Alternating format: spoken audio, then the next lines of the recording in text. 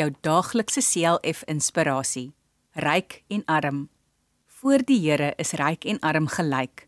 Hy het almal gemaak. Spreuke 22 vers 2. Elke mens wil so graag nog meer besit as wat hy het. Ons droom van meer geld en besittings. Ons dink dat dit mens gelukkig sal maak. Natuurlik is dit moeilik om arm te wees. Meestal voel ons ook dis onregverdig om arm te bly, terwyl die ryk mense net al hoe ryker word. En dan dink party ryk mense ook nog hulle is beter as ander mense.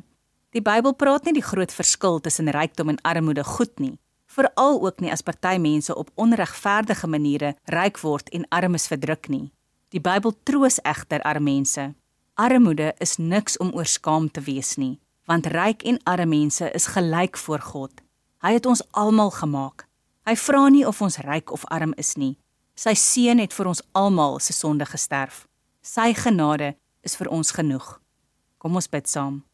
Dankie Here dat alle mense gelyk is voor U. Dankie dat U vir my alles gegee het wat ek nodig het.